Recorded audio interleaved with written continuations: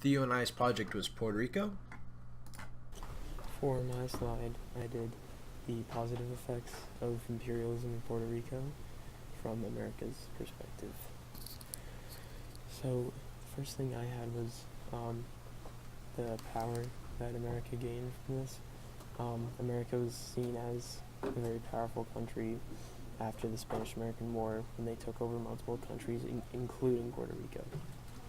The second thing I had was our expansion of trade ports in Puerto Rico.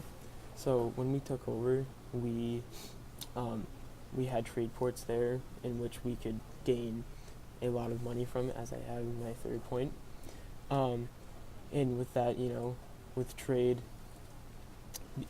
comes like the natural resources with it.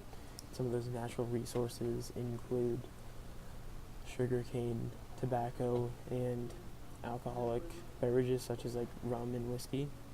And I also had land, and the land that we gained obviously was the entire island of Puerto Rico became a U.S. territory during this time.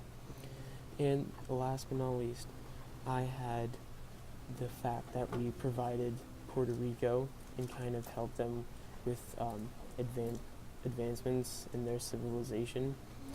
Some examples of this are education, buildings, and more advanced like automobiles and mechanics. So yeah. Some of the negative effects of imperialism in Puerto Rico is that the government was restricted. The first 4 governors of Puerto Rico were military governors, and the first non-military governor was appointed by President McKinley himself. You can see that in the very first inauguration of the governor. It's very U.S.-centric with all the U.S. flags, and you can see the scale of the people to the building, that it was like a very big event, and that it was a very big deal that it was the U.S. there now. Next, Puerto Rico was under military occupation for a while after the war. You can see them in this picture. They're going by this small village with villagers just watching them pass by.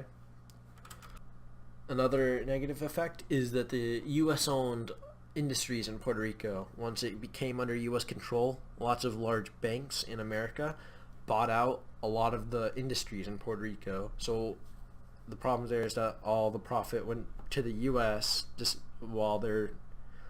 The problem there is that all the resources and the things that money could be made off in Puerto Rico was just going to the U.S., not the Puerto Ricans.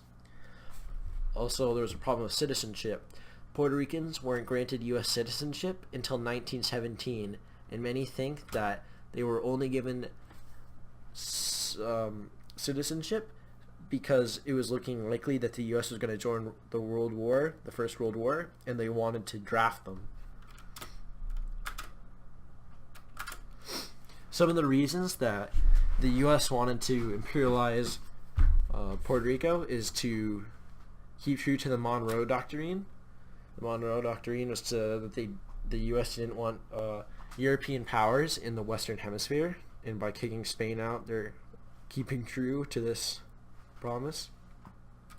Next was the idea of the white man's burden.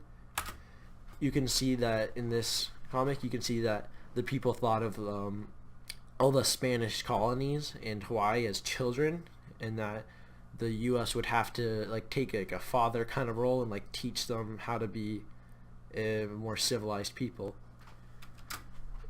In this one about the Philippines, you can see that the U.S. thought they really made Puerto Rico more like Americans. And there's also the ideals of the United States, the Republican ideals. Many Americans are patriotic about winning independence from Britain when they were under their control, and they feel like it's their duty to get all these nations free from tyranny, as they see it, even though the U.S. then took Puerto Rico under their direct control.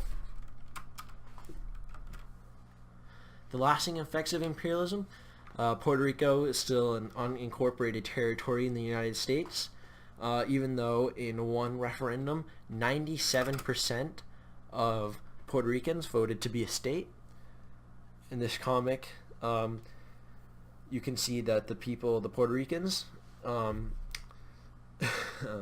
you can see that the Puerto Ricans want to be a state, but it's referencing the fact that Puerto Rico is well known for being on welfare and for needing government aid.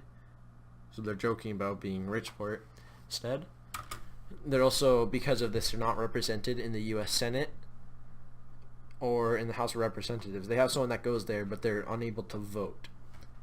And lastly, they have economic troubles, and this stems back from the banks.